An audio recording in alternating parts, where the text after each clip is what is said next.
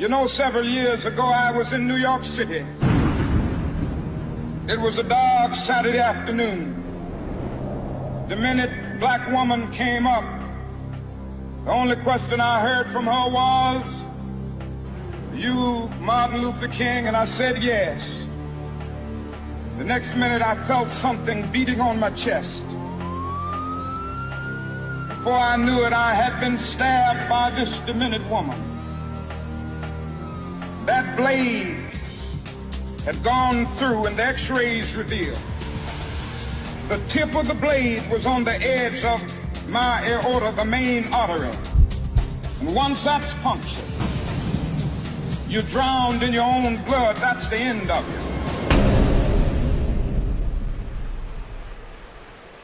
It came out in the New York Times the next morning that if I had merely sneezed, I would have died. After my chest had been opened and the blade had been taken out, from all over the states and the world, kind letters came in. One of them I will never forget. I had received one from the president and the vice president. I've forgotten what those telegrams said.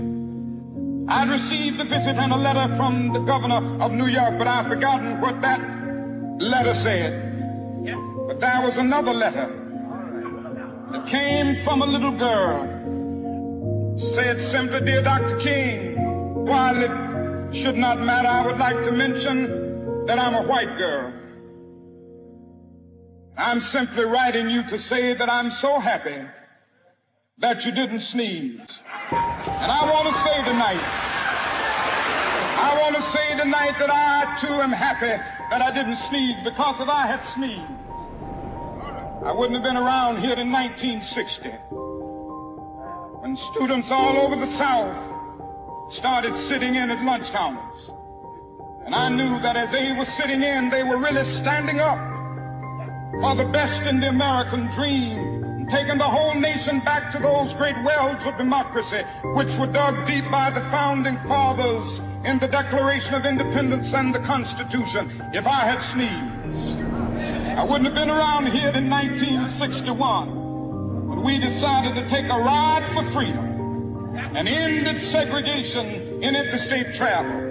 If I had sneezed, I wouldn't have been around here in 1962 when Negroes in Albany, Georgia decided to straighten their backs up. And whenever men and women straighten their backs up, they are going somewhere, because a man can't ride your back unless it is bent. If I had sneezed, I wouldn't have been here in 1963. Black people of Birmingham, Alabama aroused the conscience of this nation and brought into being the Civil Rights Bill. If I had sneezed, I wouldn't have had a chance later that year in August to try to tell America about a dream that I had had. If I had sneezed, I wouldn't have been down in Selma, Alabama to see the great movement there. If I had sneezed, I wouldn't have been in Memphis to see a community rally around those brothers and sisters who are suffering. I'm so happy that I didn't sneeze. Like anybody, I would like to live, but I'm not concerned about that now. I just want to do God's will. So I'm happy tonight. I'm not worried about anything. I'm not fearing any man. Mine eyes have seen the glory of the coming of the Lord.